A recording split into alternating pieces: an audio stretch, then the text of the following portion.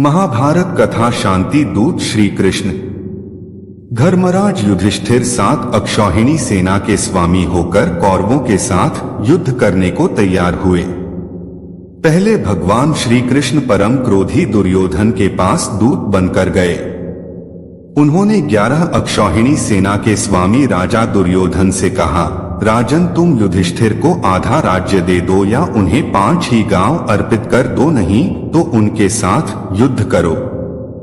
श्री कृष्ण की बात सुनकर दुर्योधन ने कहा, मैं उन्हें सुई की नोक के बराबर भूमि भी नहीं दूंगा, उनसे युद्ध अवश्य करूंगा। ऐसा कहकर वह भगवान श्री कृष्ण को बंदी बनाने के लिए उद्यत हो गया।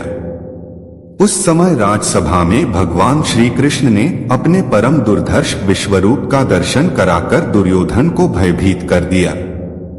फिर विदुर ने अपने घर ले जाकर भगवान का पूजन और सत्कार किया।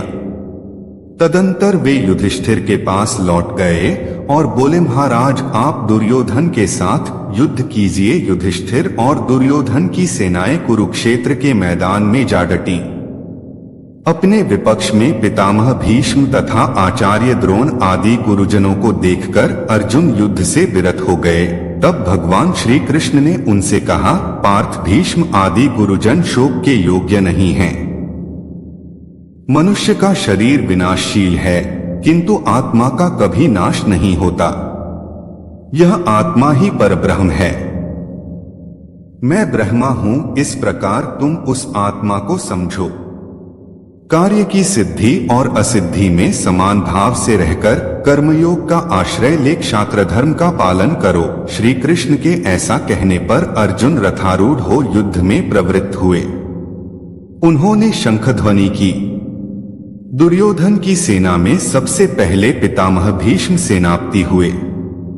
पांडवों के सेनापति शिखंडी थे। इन दोनों में भारी युद्ध छिड़ गया। भीष्म से कौरव पक्ष के योद्धा उस युद्ध में पांडव पक्ष के सैनिकों पर प्रहार करने लगे और शिखंडी आदि पांडव पक्ष के वीर कौरव सैनिकों को अपने बाणों का निशाना बनाने लगे। कौरव और पांडव सेना का वह युद्ध देवासुर संग्राम के समान जान पड़ता था। आकाश में खड़े होकर देखने वाले देवताओं को वह युद्ध बड़ा आनंददायक प्रतीत हो रहा था।